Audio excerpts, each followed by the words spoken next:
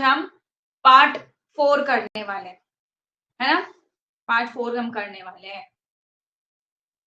हाँ, chat off कर देंगे, अभी सब लोगों को ज्वाइन होने दो, थोड़ा फ्लो बनने दो। बताइए राहुल जी, आपका क्या क्वेश्चन है, क्या पूछ रहे हैं आप?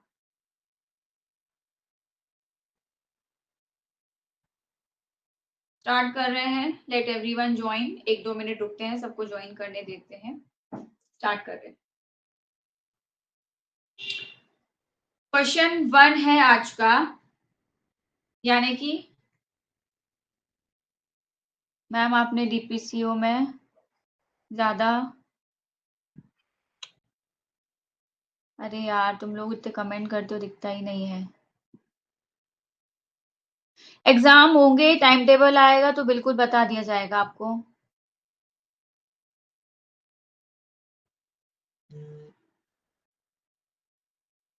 एक्सपेक्टेड डेट में 15 के बाद ही हो सकता है। ठीक है, तो आज हमारा क्वेश्चन नंबर 6 है जो हम पढ़ रहे हैं, वो है briefly describe state and joint state pharmacy council और explain registration of pharmacist.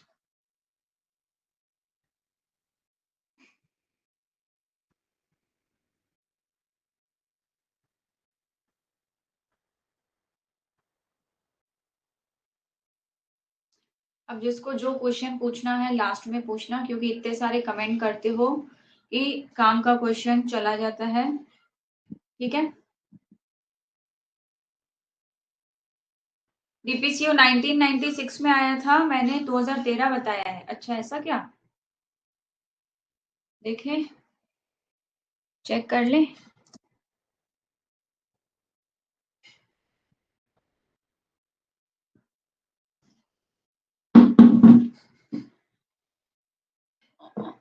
Just a second में आपको देख के बताती हूँ ना। आपके पास अगर बुक होगी आपके सब्जेक्ट की,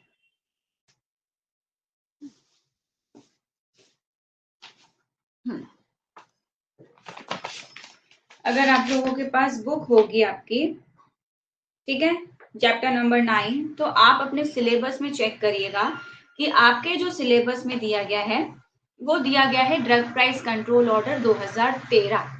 यानी कि आपको कौन सा पढ़ना है? आपको पढ़ना है डीपीसीओ 2013 अपडेटेड वर्जन जो आया है। ठीक है, इसका ये मतलब नहीं है कि डीपीसीओ 1996 में नहीं आया या 2013 में मैंने बताया। हमारे सिलेबस में दिया हुआ है, आप सबके पास सिलेबस है, आप सबके पास आपकी बुक्स हैं, उसमें लिखा हुआ है, आपके सिलेबस में है डीपीसीओ 2013।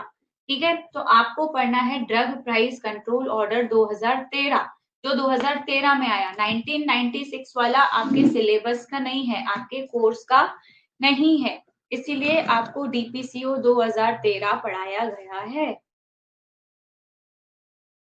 ठीक है, इसका ये मतलब नहीं है कि आपको गलत पढ़ाया गया है। आपका जो सिलेबस है, आपका जो क्वेश्चन है, वो आपको पढ़ाया गया है। ठीक है,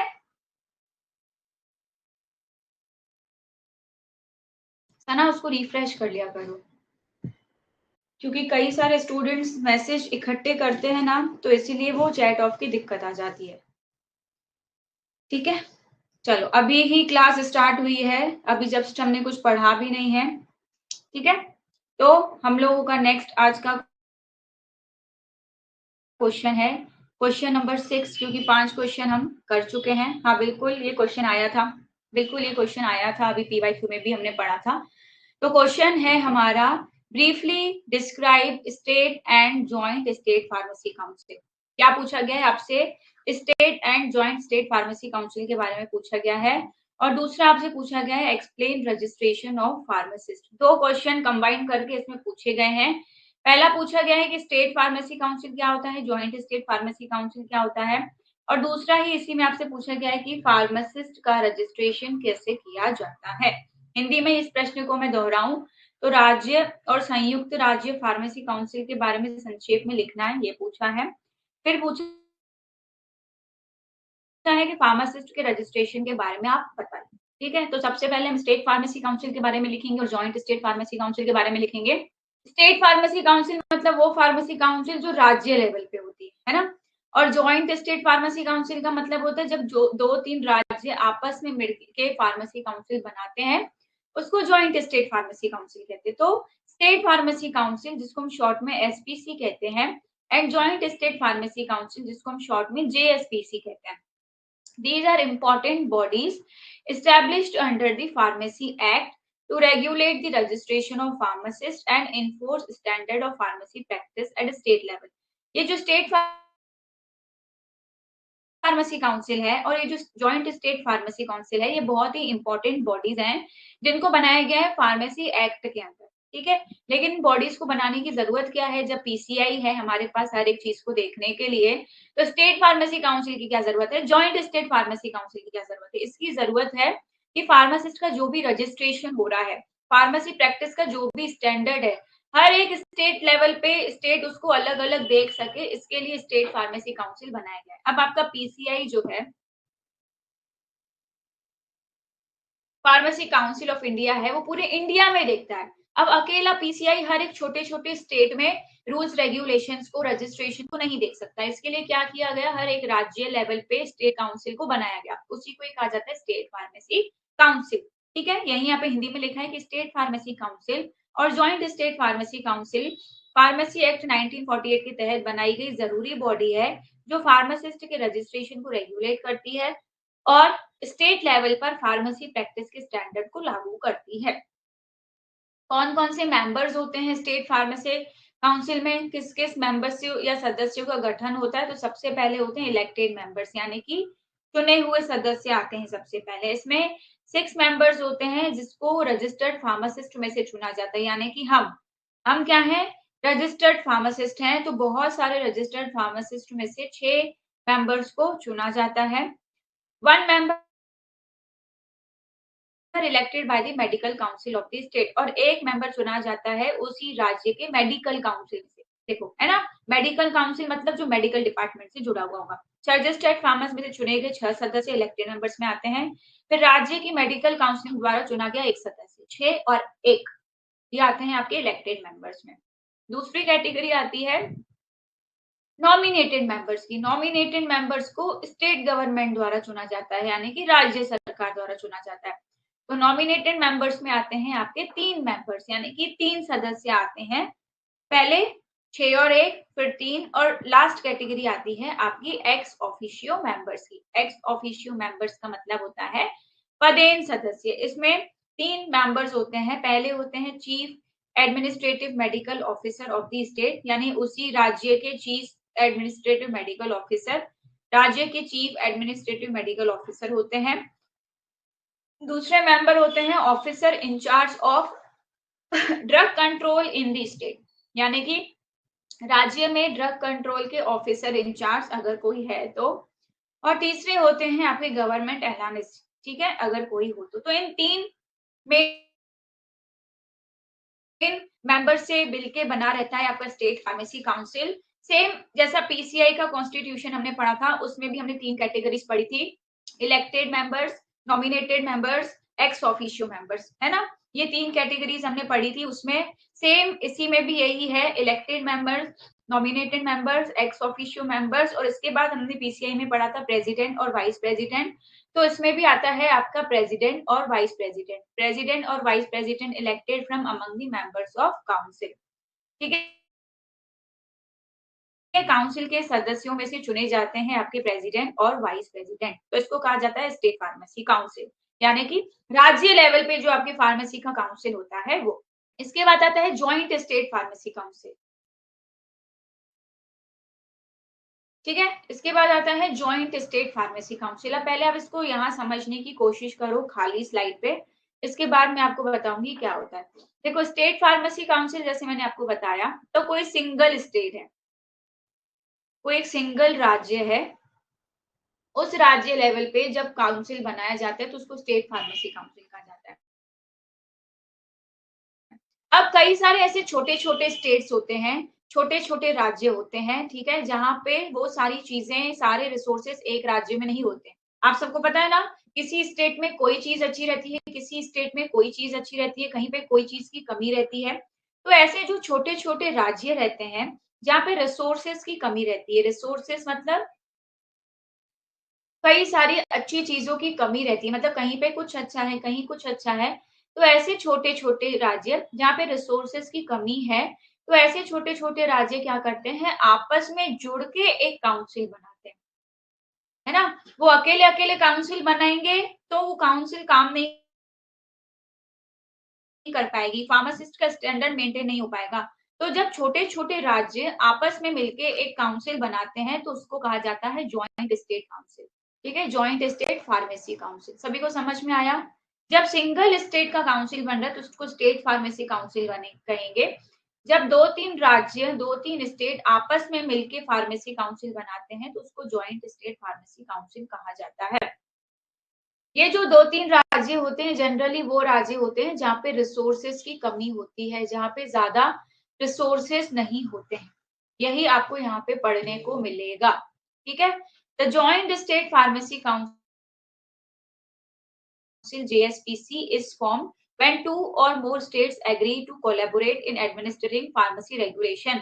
Joint State Pharmacy Council तब बनता है जब दो या दो से ज्यादा राज्य एग्री कर लेते हैं कि हम कोलैबोरेट करके, मतलब आपस में मिलके काम करेंगे, फार्मेसी रेगुलेशंस को आपस में मिला के चलाएंगे। This is specially helpful for smaller states, ये जनरली छोटे राज्यों के लिए हेल्पफुल होता है और ऐसे रीजन्स के लिए हेल्पफुल होता है जहाँ पे रिसोर्सेस लिमिटेड रहते हैं, जहाँ पे चीजें लिमिटेड रहती हैं, है ना। यही यहाँ लिखा है।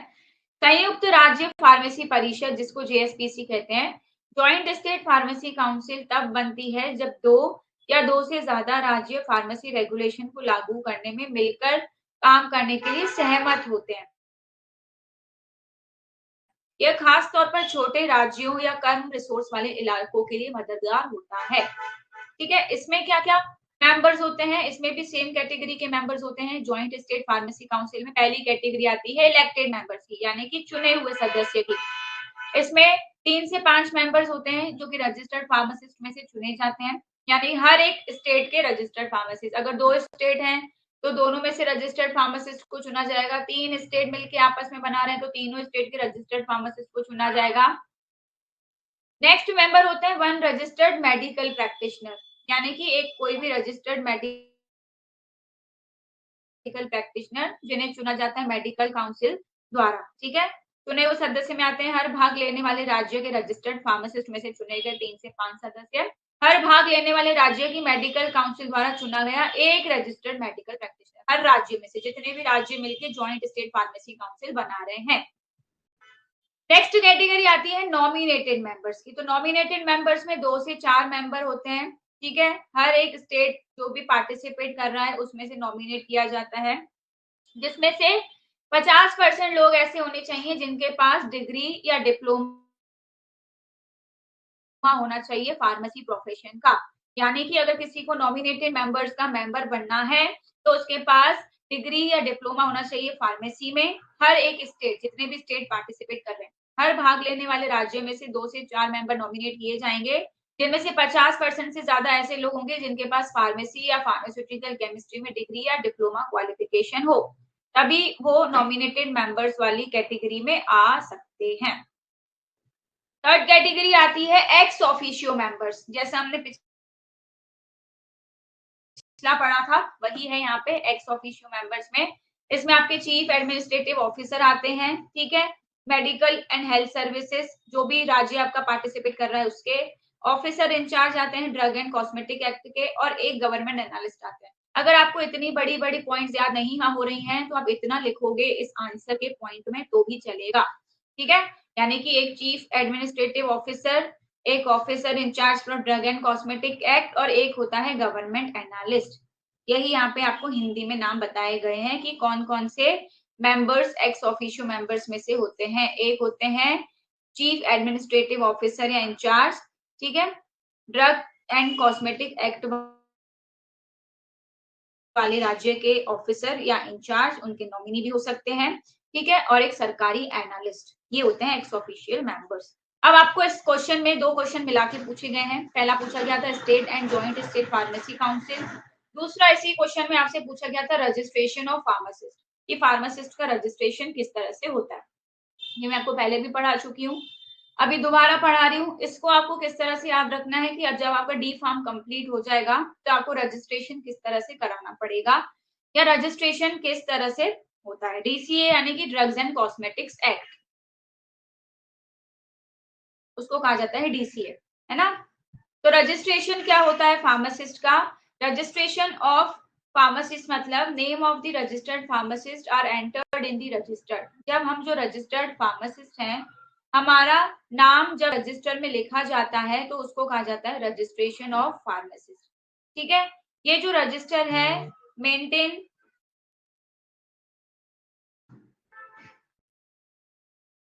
ये जो रजिस्टर है ये मेंटेन करा जाता है स्टेट काउंसिल द्वारा और सेंट्रल काउंसिल द्वारा।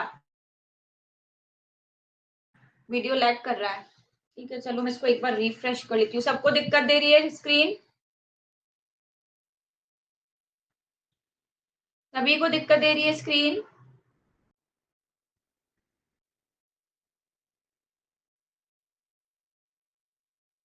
अभी अभी क्लियर आ रहा है? अभी क्लियर है कि अभी भी अटक रहा है? क्लियर है? अभी क्लियर है? अब हो रहा है क्या लैग? क्लियर है ना? चलो हम एक बार इसको रिफ्रेश कर लेते हैं।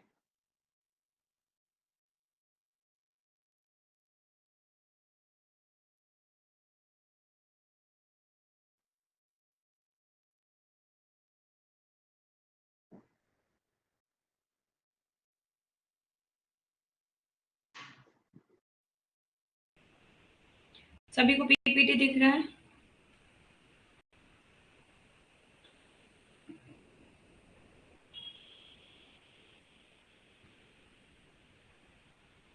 सबको दिख रहा है पीपीटी? चलो आज थोड़ा कैमरे से कॉम्प्रोमाइज कर लो और सिर्फ पढ़ाई पे ध्यान दो, जो कि है हमारा पीपीटी। ठीक, चलो। तो हमने जो पढ़ा अभी पहले क्वेश्चन में स्टेट फार्मेसी काउंसिल और जॉइंट स्टेट फार्मेसी काउंसिल, उसके बाद इसी क्वेश्चन में हमसे पूछा गया है रजिस्ट्रेशन ऑफ फार्मासिस्ट के बारे में ना। तो फार्मासिस्ट का जो रजिस्ट्रेशन होता है वो किस तरह से किया जाता है कि जो भी रजिस्टर्ड फार्मासिस्ट हैं उनका नाम लिखा जाता है रजिस्टर्ड में। ठीक है, और ये जो रजिस्टर होता है ये ऐसा रजिस्टर नहीं होता है कि कॉपी पेन लिया किसी का भी नाम लिख दिया, नहीं। इस रजिस्टर को सेंट्रल रजिस्टर कहा जाता है जिसमें सारे रजिस्टर्ड फार्मासिस्ट के नाम लिखे जाते हैं। और ये जो रजिस्टर्ड है ये मेंटेन किए जाते हैं राज्य लेवल पे स्टेट काउंसिल द्वारा, और पूरे इंडिया का जो रजिस्टर है वो पीसीआई यानी कि सेंट्रल काउंसिल द्वारा मेंटेन किया जाता है। ठीक है, ये जो रजिस्टर है जब हम स्टेट लेवल पे बात करें तो स्टेट काउंसिल द्वारा मेंटेन करा जाता है। इंडिया के लेवल पे पूरे बात करें तो सेंट्रल काउंसिल द्वारा मेंटेन किया जाता है, जिसको हम पीसीआई कहते हैं, यानी कि फार्मेसी काउंसिल ऑफ इंडिया जिसको हम कहते हैं। ठीक है, सभी को समझ में आया? आगे हम देखते हैं कि इस रजिस्टर को मेंटेन कैसे किया जाता है। ठीक है, मेंटेनेंस कैसे रहता है इस रजिस्टर का। तो नेक्स्ट पॉइंट है मेंटेनेंस ऑफ रजिस्टर। आप ऐसे हेडिंग डालोगे मेंटेनेंस ऑफ रजिस्टर।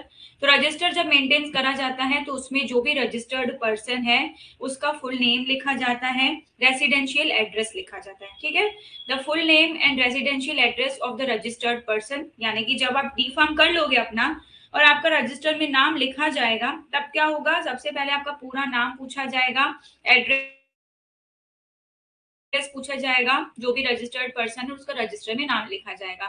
फिर डेट ऑफ हिज और her first admission to the register, जिस तारीख पे आप एडमिशन लेने गए हो वो डेट लिखी जाएगी रजिस्टर में। रजिस्टर का रखरखाव किस तरह से किया जाता है, रजिस्टर्ड व्यक्ति का पूरा नाम और घर का पता उसमें लिखा जाता है, रजिस्टर में उसके पहले एडमिशन की तारीख लिखी जाती है। मेंटेनेंस के बाद जब नाम और एड्रेस आपका लिख दिया जाता है, डेट लिख जाती है, फिर लिखी जाती है आपकी क्वालिफिकेशन, यानी कि आपने क्या किया है, आपने डी फार्म किया है, ठीक है, आपने बी फार्म किया है, क्या आपकी क्वालिफिकेशन है वो क्वालिफिकेशन उस रजिस्टर में लिखी जाती है। आपका प्रोफेशनल एड्रेस लिखा जाता है, यानी कि आप काम कहाँ करते हैं उसको कहा जाता है प्रोफेशनल पता। And if he is employed by any person the name of such person, और अगर वह व्यक्ति किसी के यहाँ काम करता है तो उस व्यक्ति का नाम भी लिखना पड़ता है कि वो किसके यहाँ काम करता है। ठीक है। मेंटेनेंस के बाद कई बार ऐसा होता है कि नामों की एंट्री चढ़ाई जाती है और कई बार लिखे हुए नामों को रिमूव भी किया जाता है ना। After an appointed date all applications for registration should be addressed to the registrar of the state pharmacy council। ठीक है।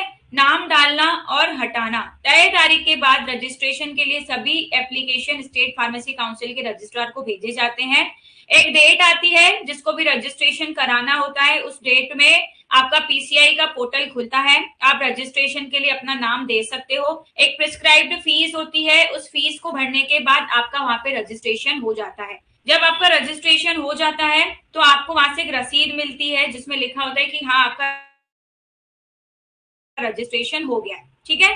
फिर बारी आती है उन रजिस्टर के प्रिंटिंग की। ठीक है। जो प्रिंटिंग है हर साल 1 अप्रैल को किया जाता है। ठीक है। फार्मेसी एक्ट के तहत जब से ये एक्ट शुरू हुआ है 1 अप्रैल को इन रजिस्टर्स का प्रिंटिंग किया जाता है। Thereafter, each year after the 1st of April, register will arrange for reprinting showing supplements to the register। इसके बाद हर एक साल 1 अप्रैल के बाद रजिस्टर के सप्लीमेंट दिखाते हुए रीप्रिंटिंग का इंतजाम करना होता है। ठीक है। इतना आपको रजिस्ट्रेशन ऑफ फार्मासिस्ट में लिखना है। सभी को समझ में आया? किसी को कोई डाउट? किसी को कोई डाउट है? नहीं तो आज के लिए एक ही क्वेश्चन काफी है। हेलो जी भैया, कहाँ पे भी? भैया निदान पैथोलॉजी लैब के यहाँ आना है, मैं आ रही हूँ। हाँ आ रही हूँ। किसी को कोई डाउट है तो आप पूछ सकते हैं। नेक्स्ट क्लास में कैमरा ठीक करके कम्युनिटी फार्मेसी वाली क्लास को हम कंटिन्यू करेंगे। आज के लिए एक ही क्वेश्चन काफी है। थोड़ा समझ में आया? कोई बात नहीं, नेक्स्ट क्लास में इसको रिवाइज कर लेंगे। तुम लोग कमेंट थोड़ा कम से कम किया करो, क्लास लैग हो जाती है, अटक जाती है। ठीक है। जिसको जो पूछना होता है वो भी नहीं पूछते हैं। ठीक है। तो चलो मिलते हैं अब हम लोग नेक्स्ट क्लास में 3:30 बजे। ठीक है। चलिए bye bye everyone, thank you so much.